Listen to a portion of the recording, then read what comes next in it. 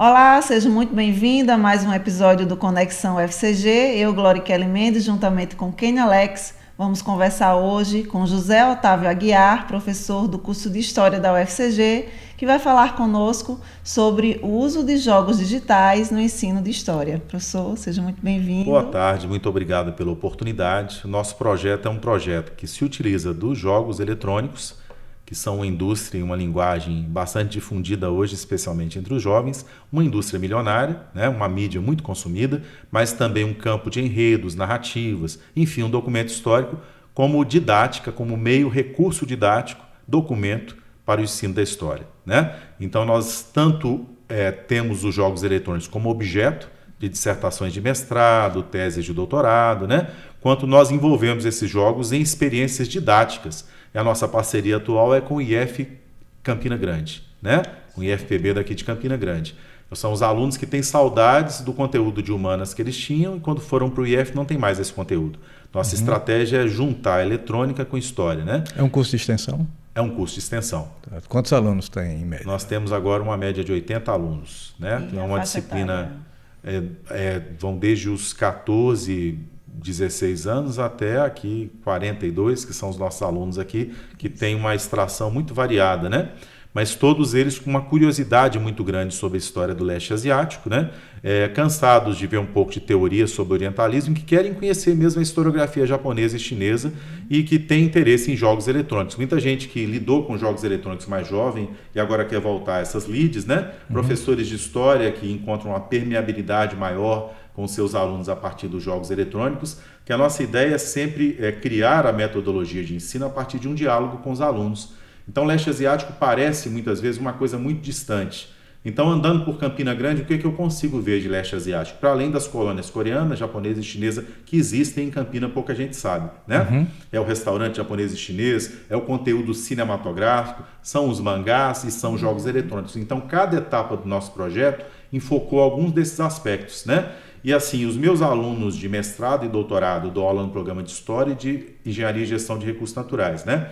Me ajudam também no campo que lhes é mais específico. Eu tenho uma aluna de graduação, que se tornou aluna de mestrado, a Larissa, que ela trabalha só com os doramas, só com os coreanos, né? Então, já tivemos uma discussão sobre o Game Pés Descalços, só mangá, né? O Alex de Souza Félix, por exemplo, trabalhou com Ghost of Tsushima, que é um jogo eletrônico sobre a invasão mongol, sobre a dinastia chinesa Yuan, no Japão. Aí veio uma tsunami, né? É o kamikaze. E como é que é feita a prática lá, né? Como é que se utiliza os jogos lá nas aulas? Nós pegamos o enredo do jogo, problematizamos a sua criação, trabalhamos a narrativa como algo partido sempre politicamente de um lugar, né? Então procuramos problematizar o que vem como um dado, né? Principalmente a visão que se tem sobre o leste asiático, né? E como a China vê a si mesma, como a China vê a dinastia Yuan, como o Japão vê a si mesmo, como a China se sente em relação ao Japão. Um tema, por exemplo, o estupro de Nanquim, né? Outro tema que ontem nós comemoramos, a bomba de Hiroshima. Então pegamos lá o Game Pés Descalços, né? Nós pegamos todas as animações e filmes sobre a bomba, entrevistas que eu realizei com pessoas que eram crianças enquanto a bomba caía, né? Como é possível lançar uma bomba atômica, saber de todos os resultados e 3 dias depois lançar outra, né? Que licença moral permite aos Estados Unidos fazer algo assim? Então, tudo isso nós colocamos isso numa perspectiva crítica, né? Isso gera uma reflexão sobre o humano, a morte, a vida, a representação, né? Nós vivemos entre práticas e representações. Certo, professor, eu tenho uma dúvida. Tem uma parte didática, prática, aí depois os jogos entram como se fosse um exercício? Os assim, jogos, eles são uma didática eles dentro? entram como uma didática de ensino. Eu peço que eles tragam os jogos que eles já conhecem, né? E aí quando eles trazem, eles narram para mim, eles discutem, eles comparam, a partir dessa experiência deles é que a gente procura então direcionar e criar uma metodologia. Não é uma metodologia fixa, ela varia muito ao sabor, muito do que está assim, na ordem do dia naquele semestre. Às vezes nem é um jogo, é um filme, certo, né? Por exemplo, Drive My Car entrou na nossa discussão, né? A ópera chinesa já entrou na nossa discussão, né? Os alunos, quando eles chegam com esses jogos que eles já jogaram, eles já tinham despertado para algum aspecto que você aborda durante Geralmente a jogabilidade? Eles têm, às vezes, aqueles jogos como uma narrativa histórica única. Certo. Então, quando eu mostro para eles que é uma narrativa partida de um lugar com interesse político e econômico, né, eles se surpreendem muito e começam a ver toda a produção humana como passiva de crítica e partida de um lugar. Isso é tudo quanto o historiador quer fazer. Vejam bem, não é uma experiência como uma experiência acadêmica aqui, de muito conteúdo, né? Nós conversamos, nós buscamos e elegemos temas a cada oficina. E a oficina lota. Quando a gente faz em escola, né, porque os professores de história, presos a um conteúdo, geralmente não tem esse espaço de trabalho. Já fizemos de outra forma também, ensinando um kati, uma sequência do Kung Fu Shaolin do Norte. Então envolvimos a sinestesia corporal com os elementos simbólicos, né? Podemos chamar um monge budista para falar um pouco para eles também, né? Ou então um monge daoísta, né? Então esse diálogo é bem interessante, porque a tradição de Shaolin, por exemplo, tem sido nosso objeto há um tempo. Ela envolve, né, medicina, né? E nós temos a chamada, eu queria falar disso, a literatura wuxia, que é a literatura épica chinesa. Ela que faz os filmes, faz os jogos, né? Então essa literatura, ela tem uma presença feminina, por exemplo, uma onipresença feminina, né? E é bem interessante isso, são quase amazonas chinesas, né? E o Kung Fu é quase uma paideia chinesa. Então é possível pensar modelos de sociedade confuciana, enfim, né, a partir disso. Outra coisa é quebrar os preconceitos, os estereótipos a respeito da China, né? É algo que eu tenho investido muito, e do Japão. E quando esses conteúdos e essas migrações chegaram no Brasil, que foram épocas diferentes, temos a maior colônia japonesa do Brasil. Isso parecia, quando nós começamos, muito inviável no Nordeste. Nós descobrimos que nós temos uma colônia aqui e, acima de tudo, temos muito interesse nesses temas. Certa vez, eu lancei um livro meu, chamado Entre o Kati e o Nirvana, lançado aqui pela editora em 2008, né, que fala sobre a história da arte marcial chinesa em Kamalaú, e nós tivemos 300 pessoas no lançamento. Quer dizer, no Cariri, muita gente interessada na história da arte marcial chinesa. Como isso entrou lá, os filmes, um desejo pela disciplina, pela ideia de ancestralidade. A que você atribui isso? Eu acho que nós temos uma cultura global que faz escolhas hoje em dia, né? Vivemos uma cultura muito fluida, para lembrar o Bauman aqui. Então, as pessoas buscam alguma cultura mais enraizada, como um bonsai, né? Culturas que tenham ancestralidade. E essas culturas também têm vivido hoje muita fluidez, muita desconstrução, né?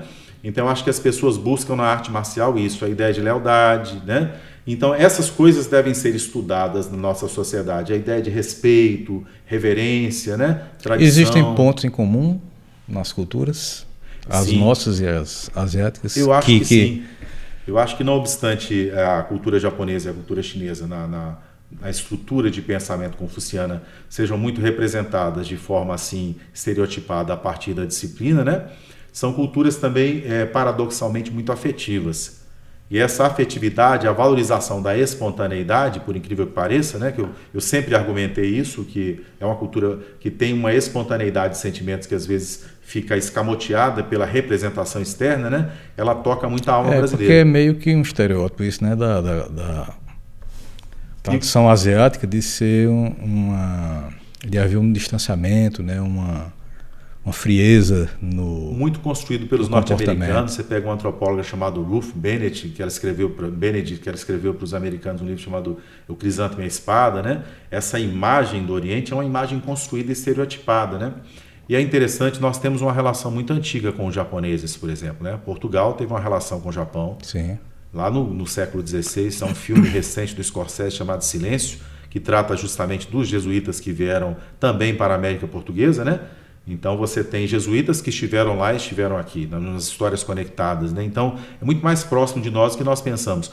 Pouca gente tem noção da influência da cultura japonesa sobre a cultura portuguesa e, por decorrência, por corolário, na cultura brasileira. Professor, nosso consumo de arroz, por exemplo. Voltando um pouquinho para essa questão didática do uso de jogos, né? Quando foi que o senhor começou e percebeu assim, se há um engajamento maior dos alunos quando o senhor usa os jogos como ferramenta? Na verdade, eu comecei falando de história da China e história da arte marcial. Em alguns momentos, alunos pediam que eu fizesse movimentos de arte marcial chinesa em sala de aula. E eu criei oficinas para isso, né? E depois foi o diálogo com os alunos que foi chamando os temas. Eles então, que foram demandando. São eles. Eu posso mudar isso ainda. Hoje são jogos eletrônicos, já foi o mangá, né? Entendi. Já criei oficinas da arte marcial chinesa mesmo. Quando for religiosidade, eu tenho muita ligação com o programa de ciências da religião lá de João Pessoa, né? E aí também a gente vai investir nisso. não dá muito tempo. Então, como os temas são muitos, né? São oficinas que chamam, é como se fosse uma ponta de iceberg. O aluno é chamado a mergulhar nos 95% que estão, né? Então, chamariz. Mas com isso eu tenho conseguido alunos para pós-graduação, tanto do IF quanto aqui da UFCG. Trazendo aqui para a universidade. Eu contei 12 dissertações e teses que eu orientei com esse tema. E o senhor percebe um engajamento maior quando usa essa ferramenta? Muito maior. Muito maior. E o aprendizado também? Muito maior. É muito melhor do que dar um livro, por exemplo, de história da China para ler. Com a tradução, às vezes, não tão bem feita, né, com a linguagem mais hermética. Então, o jogo ele envolve imagem. Né? Nós já fizemos também, eu estava me esquecendo, oficinas de história da alimentação, em que nós envolvemos a produção de alimentos, o teste de sabores, né? Então, essa coisa dos sentidos na cognição é o que a gente pode usar muito em favor do nosso sistema de ensino-aprendizado. De onde vem esse interesse todo, essa paixão toda, né, pela cultura? Eu cresci muito ligado asiática. à cultura japonesa e aí tinha um interesse muito grande de fazer arte marcial chinesa. Isso aonde?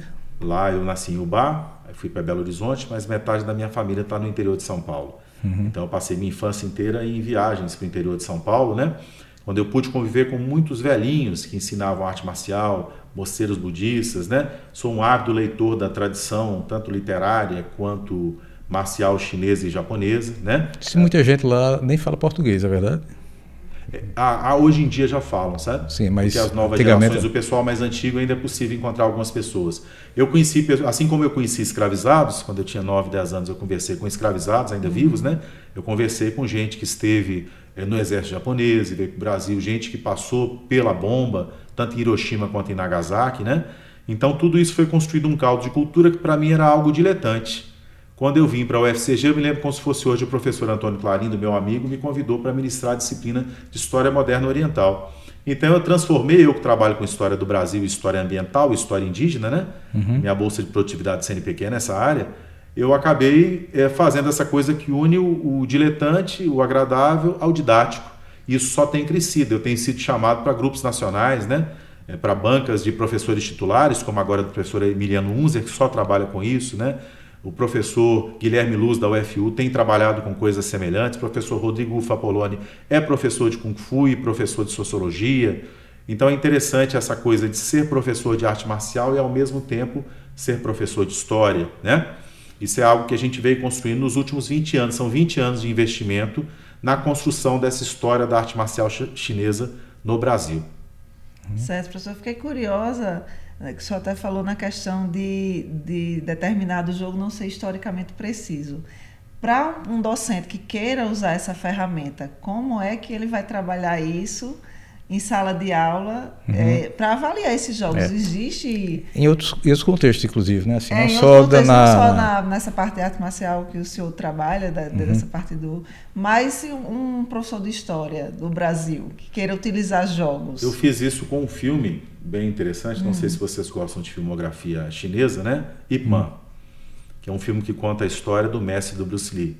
Era um filme interessante, que é um filme que parte de uma série de histórias fictícias, junto com a história do próprio mestre Ip Man, do Wing Chun, que é um estilo criado por uma mulher no século XVIII, extremamente eficiente de Kung Fu, de arte marcial chinesa, né? E a história é uma história otimista. Então, quase todas as histórias falam do estupro de Nanquim.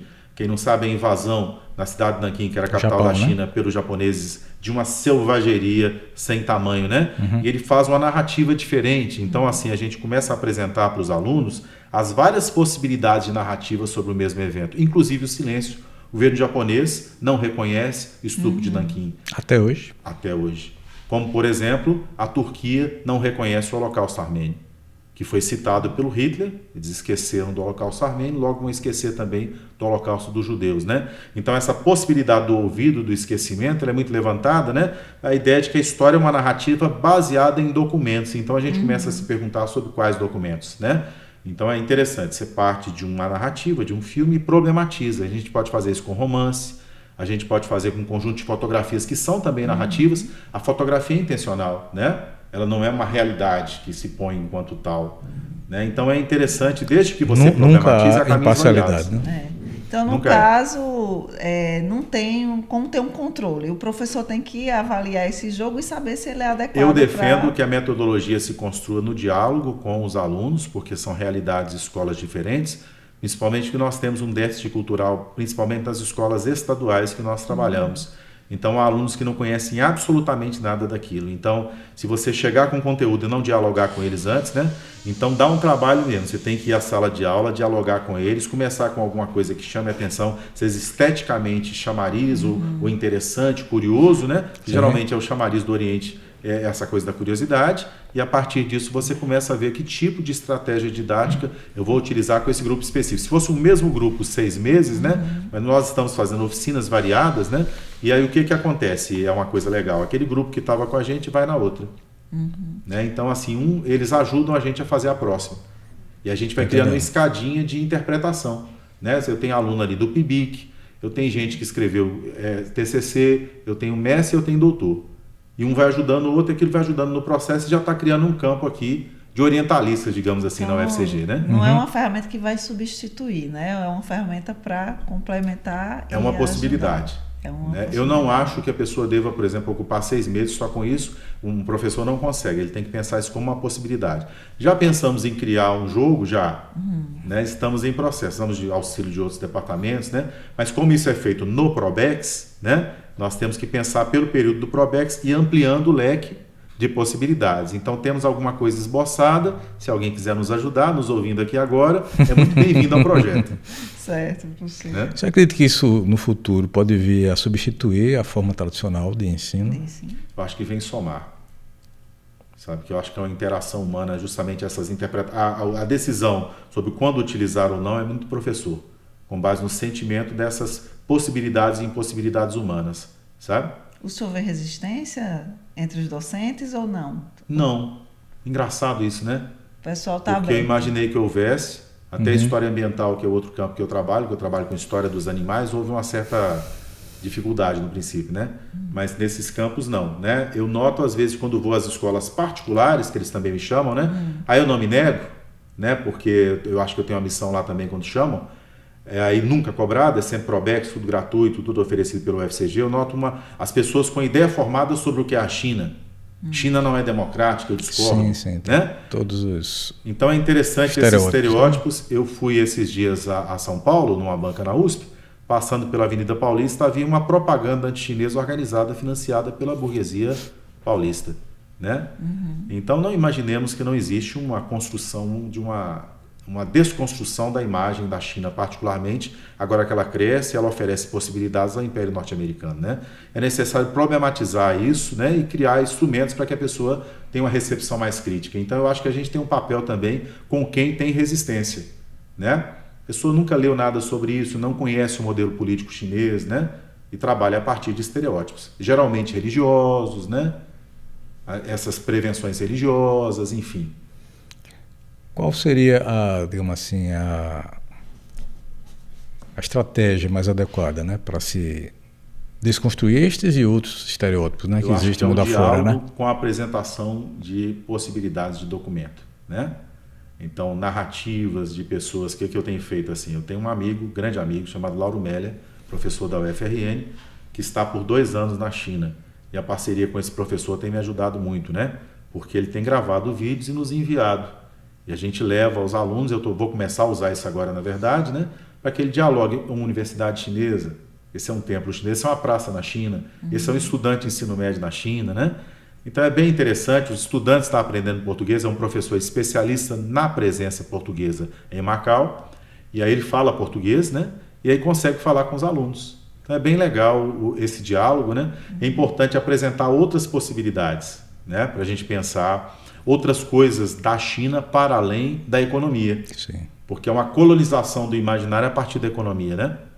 E a questão da cultura de massa também, né? Da narrativa que é construída. Você acha que há uma carência, digamos assim, de novas narrativas no mercado para poder contrapor? A narrativa norte-americana sobre a China impera. Então, para quem tiver interesse, eu não estou dizendo para ver com verdade absoluta, mas assim, assistir, né? Sim, para nós temos a mídia do Estado chinês, ter outras opções, digamos assim, né? Que é bem interessante, porque você tem crítica política, você tem historiadores, que tem bastante liberdade de produção, né? Você tem críticos do próprio Estado chinês dentro do Estado chinês, né?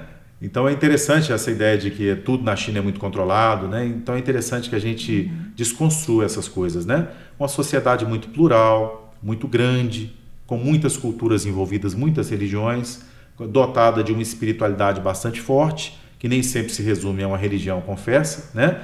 E muito ciosa das suas tradições de literatura, com muitas tradições de literatura feminina, com a linguagem feminina que gerou até uma língua mesmo. As mulheres chinesas tinham Nushu, que é uma forma de comunicação entre elas, né? Há um mundo feminino muito interessante a se conhecer na China, para além de Mulan, né?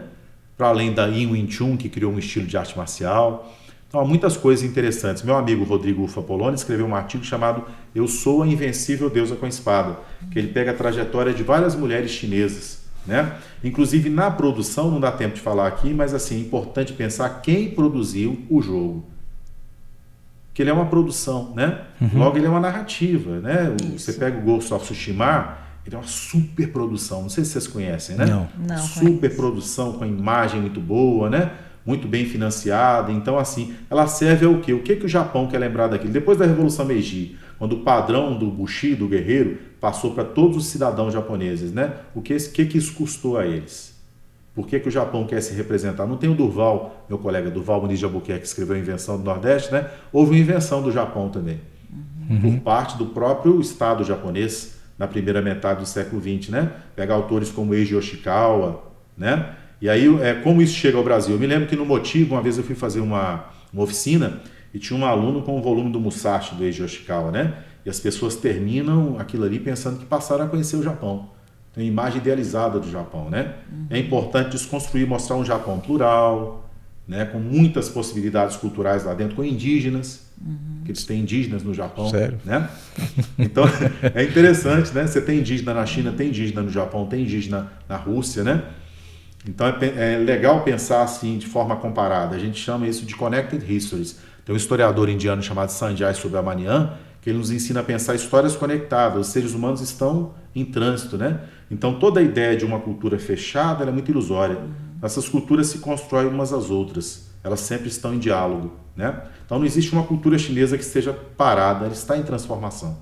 O que resultará desse contato mais intenso da China com o Brasil agora?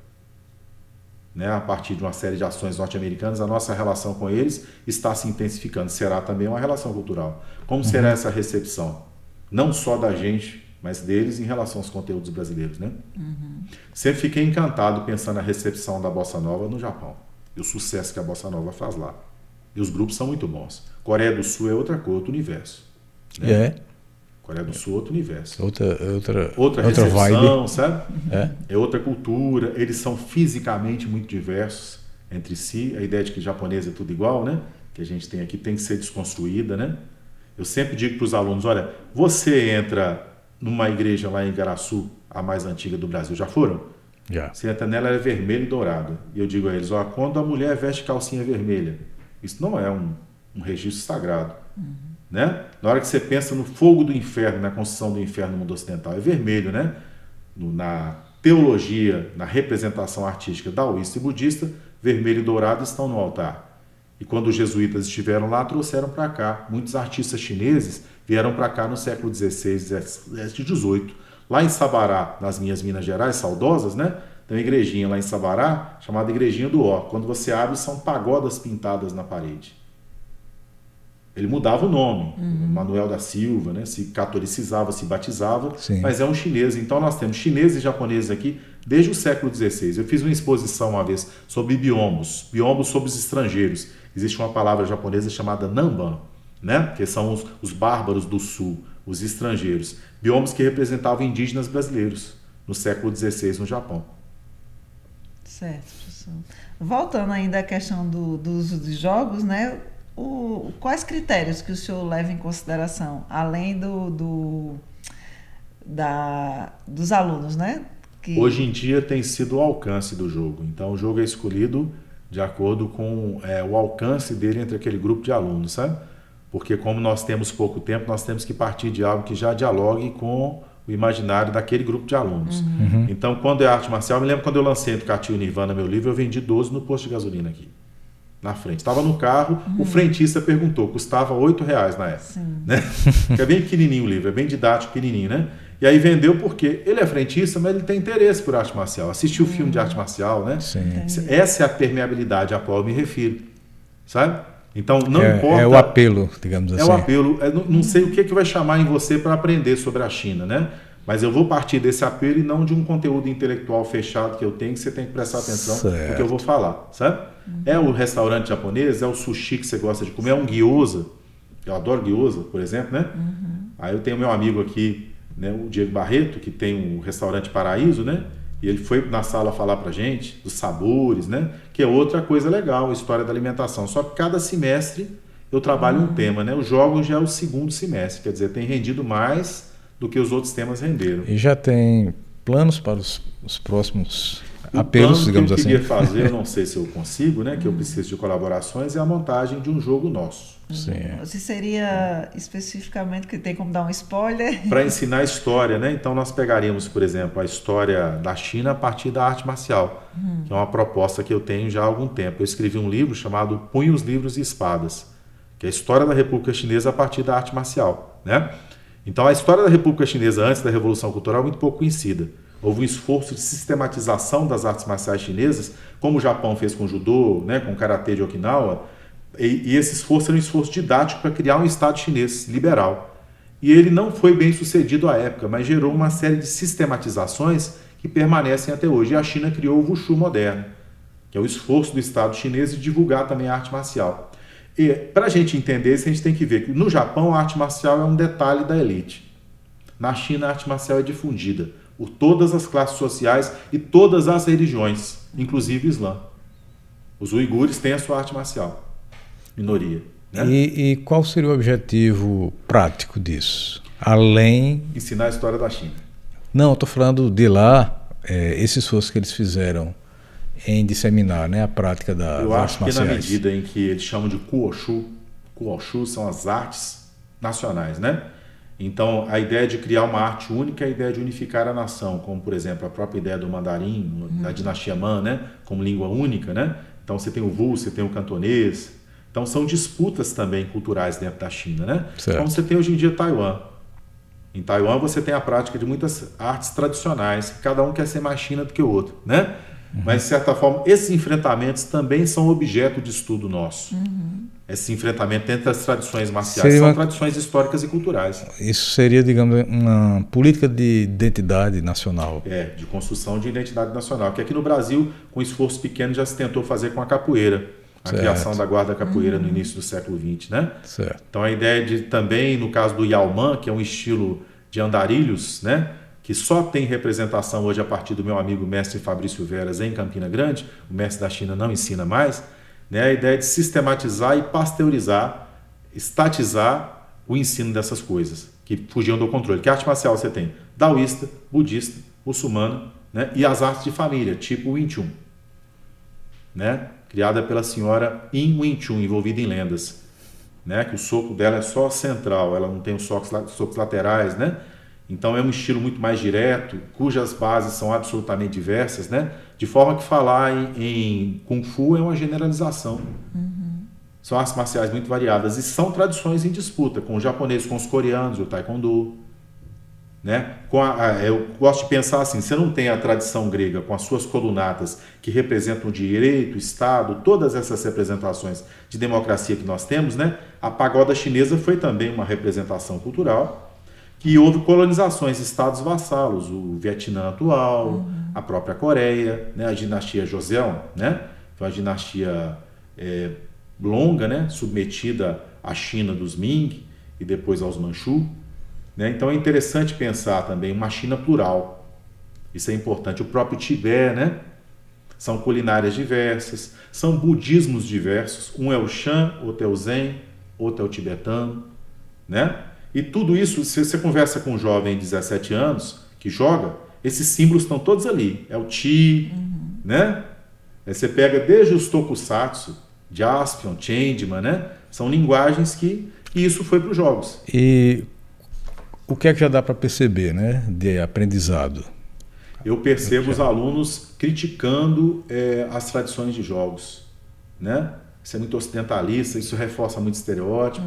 Essa mulher está muito estereotipada. Já uma reflexão. Isso é muito bom, sabe? Eu adoro. É tudo que a gente tem que fazer. Ele já começa a ter uma reflexão mais crítica, né? Porque você não esgotará os conteúdos que ele receberá. Se ele for capaz de colocar cada conteúdo no seu lugar de produção, né?